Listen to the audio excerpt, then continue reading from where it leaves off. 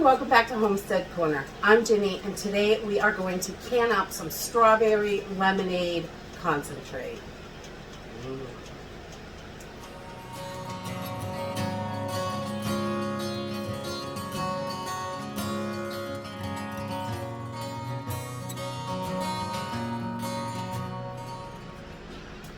We love to have a little something special in the pantry, especially in the winter time. A nice taste of summer is wonderful.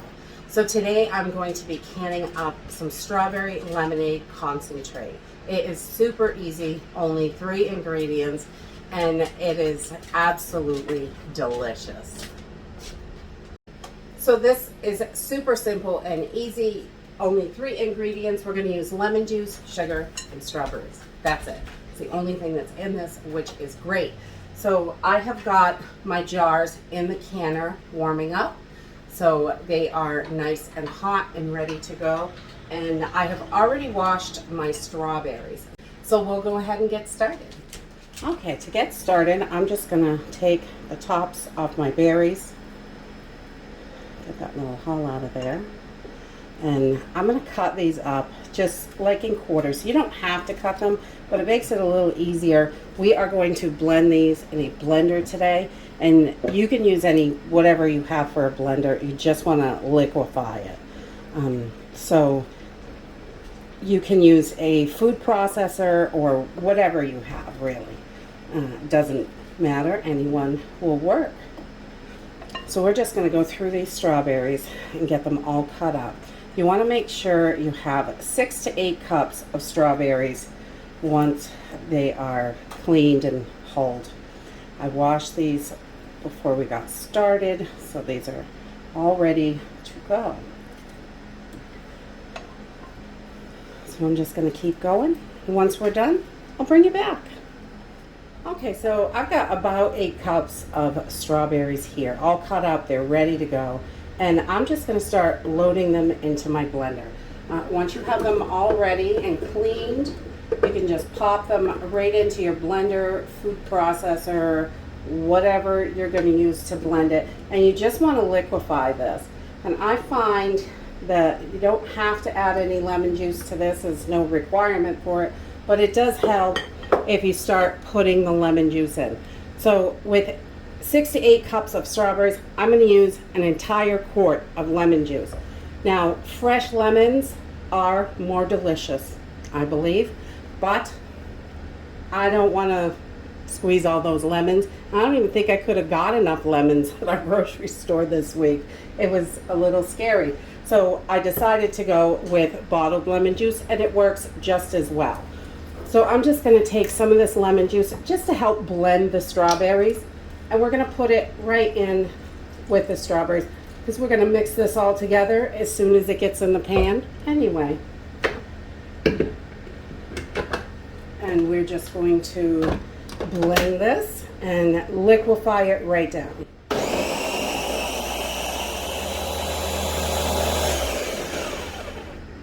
Okay, so once we've got these all blended, I'm going to use a fine mesh strainer just to run the juice through there because I don't like it with chunks in it. If you like little bits of strawberries in your lemonade, you can totally leave them in there.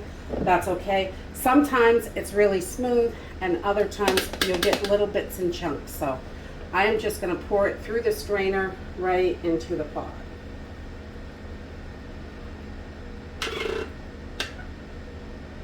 If there are any chunks in there, then I can take that and put it back in the blender and blend it some more. But I'm going to keep going while this strains out. I'm just going to keep blending my strawberries. And it usually takes me 2 to 3 batches. Depends on how big your blender or food processor is. Just want to get this all down. We're going to add a little bit more lemon juice.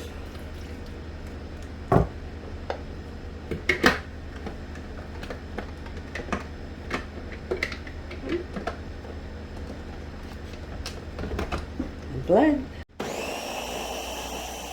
Okay, so once everything is all blended, it's still straining. But I just wanted to show you, if you use a really fine one, it's going to take a lot of the seeds out. And that will, so it won't be quite so seedy, but, or you can leave them in. It does, the seeds are fine though. I don't mind the seeds at all. I just don't like them big chunky bits. But that's okay. So I just scrape it because the seeds kind of block everything up. Kind of move it around just so it'll finish straining. Once I have my strawberries all gone through the strainer, then everything is in the pot already. I'm just going to add the rest of the lemon juice.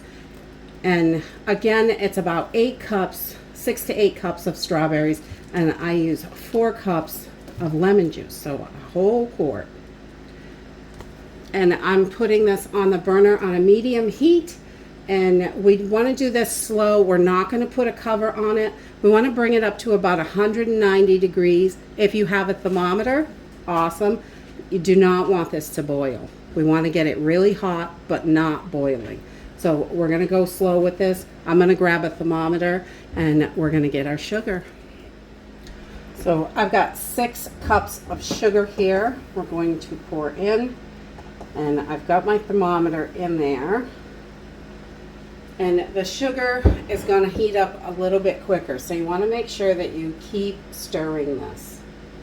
You don't want the sugar to start boiling on the bottom. You want to get this all stirred in and melted nicely. So we're just going to bring this up to about 190 degrees, and I will bring you back. So while I am heating this up, I'm just making sure I've got my lids on and just on really low. I just want to get them hot. I don't want to boil these either. I just like to make sure the inside is a little gummy, especially when I'm water bath canning.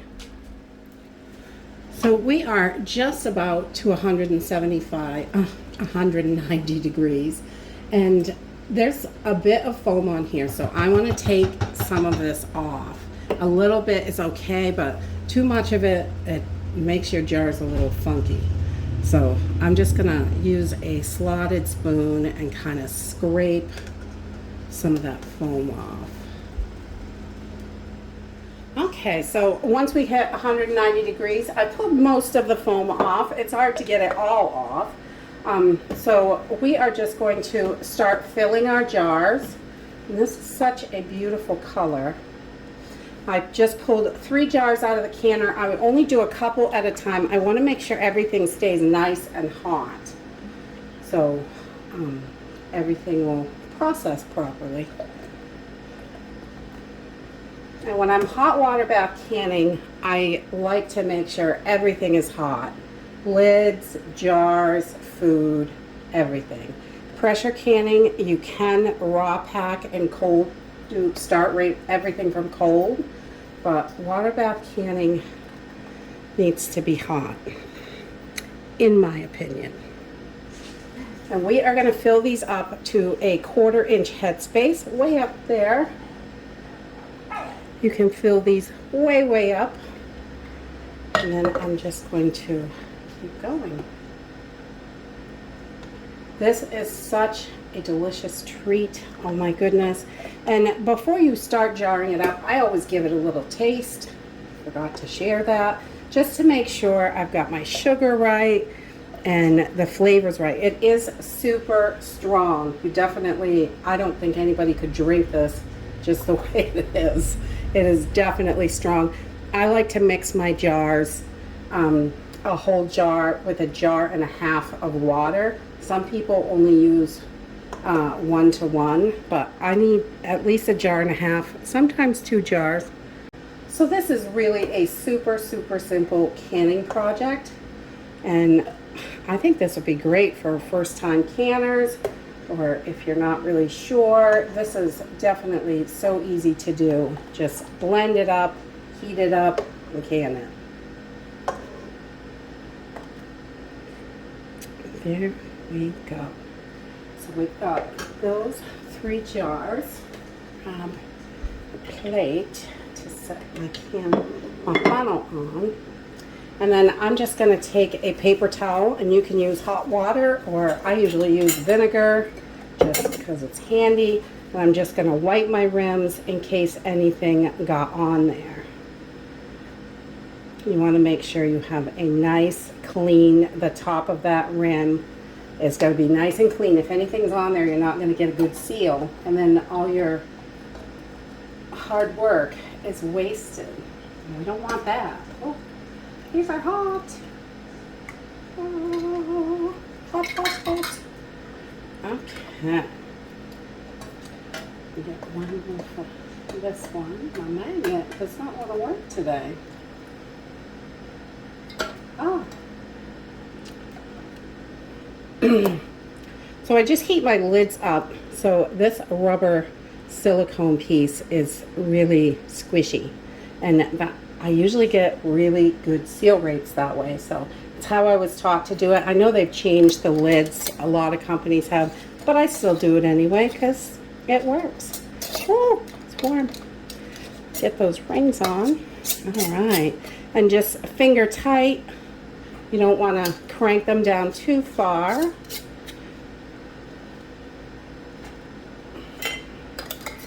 And we are going to get these little bad boys right into the canner and get some more jars. And I'm just going to keep filling jars until they're all full.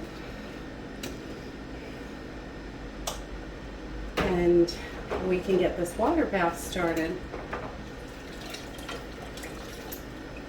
Take a few of these out. Normally, when you are canning, for first-time canners, I thought I would mention this. Normally, anything you can, you debubble, because you can get air pockets in there, and you want to get as much air out as possible, so you debubble it. But this is just a liquid, so there's really no place for anything to get trapped in. But debubbling is just sticking whatever you have. I use a skewer or a Tupperware, one of those old citrus peelers, and they work really good. I don't like to put metal in my jars when I am down inside when they're hot. I don't want to crack anything or cause anything to break. So I just wanted to mention that for new canners. So there's nothing really to debubble when you're doing just a liquid. Okay, so once all my jars are full, I've got them loaded in the canner.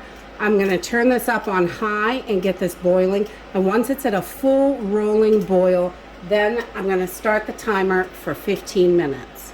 And that's it. It's really super simple and easy. When the timer went off, I turned my burner off and I let the jars sit in there for 5 minutes. And then I bring them out and set them on the counter. I'll let these sit here overnight just to cool down, make sure they're sealed really well, try to leave them undisturbed, and then we will clean them up and get them to the pantry. But this is a super easy and simple treat to make for the pantry. And again, a lot of recipes I saw use this 1-to-1. So if they use a pint of the concentrate, they use a pint of water. I think that's too strong personally myself, but I would start there and then just add more water to get it to where you like it, because I think it's just a little bit too strong. This is almost 2 parts water to 1 part concentrate, and it's delicious. Simple, easy project. It's wonderful in the wintertime. Real morale booster when it is so dark and yucky outside. So I'll put links to all the stuff that I used in this video if you're looking for anything, and down in the description box. And that's it for today. If you like this video, give me a thumbs up, subscribe. I'll see you in the next video. Bye.